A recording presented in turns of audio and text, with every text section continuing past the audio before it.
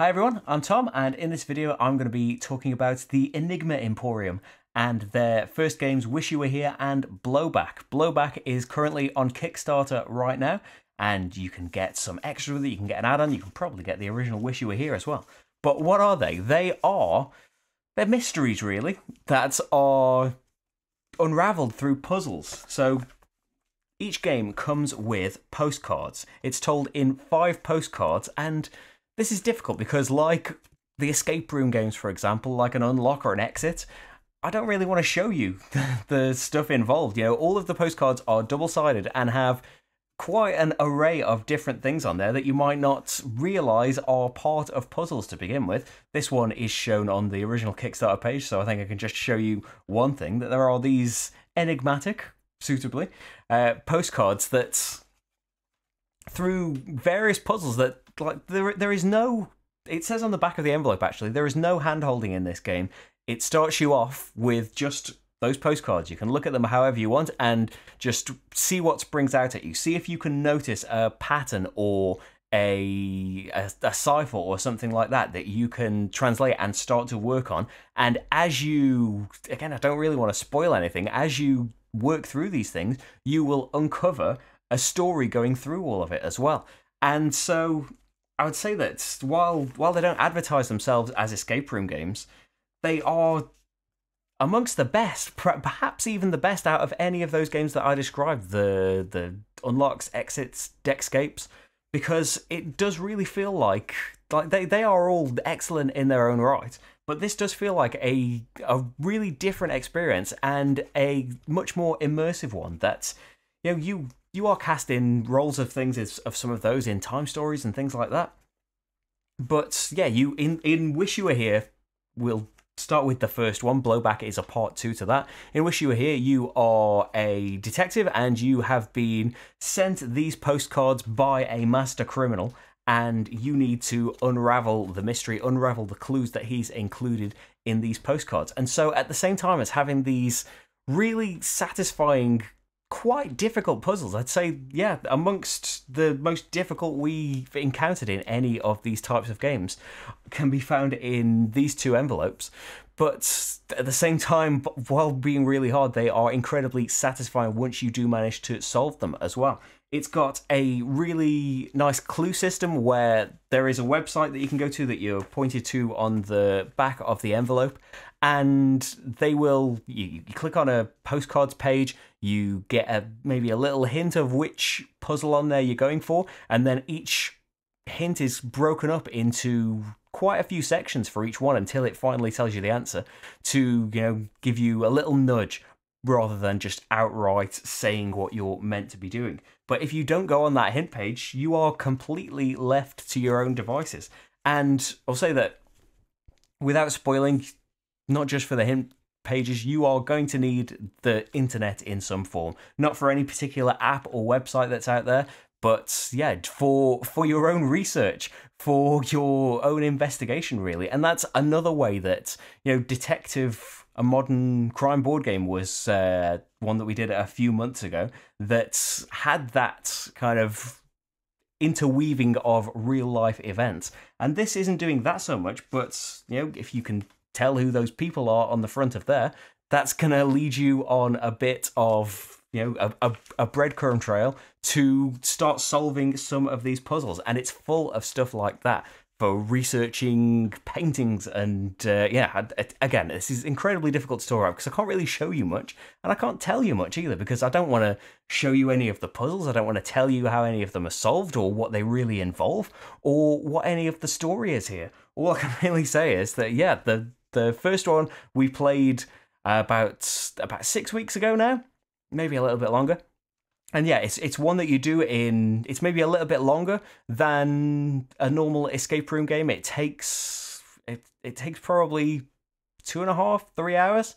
It was only the 2 of us doing it as well. It might be quicker, certainly, if you've got more people that are all figuring out their own puzzles at the same time. But yeah, it's like a big event, this big story that is told through the puzzles that you are solving, and you are getting little snippets of things, little hints as to what's coming up, and sometimes you will unlock a a nice chunk of the story. So Blowback, and that's what we're here to talk about, right? Blowback is the new Kickstarter, and this is a sequel following directly on from the story in Wish You Were Here. And it's, the broad thing is much the same. It's got postcards just the same as Wish You Were Here has, and the puzzles are spread across these. But still, it does a lot of new stuff on there. If you did back the original Wish You Were Here, there are a lot of, picking up the whole table, there are quite a few little surprises in there, nice little twists on not just the story and stuff that's going on. That is still great and immersive and engaging as it was in the first one. But the puzzles themselves, there are a lot of nice surprises in there too. And yeah, the way that the final solutions come about are, the first one comes quite similarly to how other escape room games have done it. But Blowback, I haven't really seen it done like that before, and I really look forward to seeing the final stuff because there are big plans for when this finally gets delivered. There are some things that aren't quite ready yet that I'm really looking forward to going back and seeing once they are all there. And I'll say that before the Enigma Emporium, which is the company that makes these games, before they had emailed me, I hadn't heard anything about these at all. Their first Kickstarter was only in October, so it's not like I've missed loads and loads. But one of the reasons is that, and I may get this completely wrong, and feel free to tear me apart in the comments for it, these aren't on Board Game Geek, which is, if you're not on it yourself, it's a huge repository, a huge database, more than anything else, of hopefully every board game that you can think of. And card game and escape room game and all of that kind of stuff. But because these don't contain a win or loss condition, they don't qualify for Board Game Geek. And they've got their rules. It's up to them, isn't it? I think that's a real shame, though. It's a real shame that these might not get on the radar of as many people as they deserve to, because they absolutely stand with all of those other escape room games that are blowing up at the moment, that are getting sequels after sequels. And don't get me wrong, I love that. I love those games, as I mentioned, and the Adventure the Game series that's going to come out soon, and plenty that I haven't played. They are all excellent, but all are on Board Game Geek for all to see, and qualified because of a frankly quite flimsy scoring system where if you took a hint, you take some time off, and you only got 3 stars on this, but you're never going to do these things again. So to me, the score has always been utterly meaningless. I'm going off on a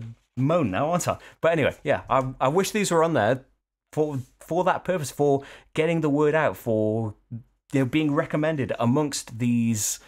I keep saying escape room games. It doesn't call itself that, but it's definitely evoking the same feeling, the same sense of investigation, of excitement when you are. And I only tend to play these things 2-player.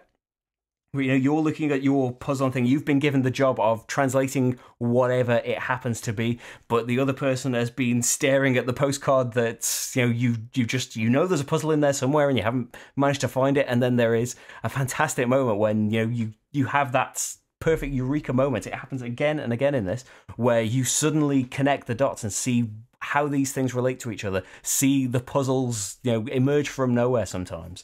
And yeah, as I say, it tells a really nice, not a huge in-depth story, because the story is not told through, there's no cards with the story on, there's no book, there's no website that you go to that's got paragraphs of these things. The story is all contained in those postcards and your solutions, really, your investigations. And so I think it's a really fantastic self-contained thing. The only major downside is that there's only 2 of them at the moment, but hopefully, with your help, this is becoming across as a more normal advert now, isn't it? It's not an advert. I haven't been paid to do this. But it's with your help, they can make more of these things, because yeah, these 2 have been utterly fantastic. I've said all of these words already, but utterly fantastic experiences, and I can't wait for more. And yeah, I'd say ranking them all, if we are including all of these puzzly things as just one genre, I would say that the Wish You Were Here and Blowback are so a couple of the best that we've played, and really stand out amongst a scene that's already crowded with great things. But hey, I wish I could show you more. I wish I could tell you more. I hope I've been insightful enough, or at least piqued your interest to go and check out the Kickstarter page to see if you would be interested in it, because as I've said many, many times throughout this video probably, I am quite hamstrung by what I can show you and tell you. But hey, hopefully we can have a conversation about it after, if you decide that you want to pick them up and you play through them, come back and tell me what you thought of them. Hopefully you'll agree. But anyway, that's enough from me. Onto the Kickstarter page. It's all in the description and stuff. Thank you for watching this. There's hundreds of playthroughs on this channel of board games. Normally I show a lot more than this. But yeah, go check them out if you'd like to. If not, fair enough.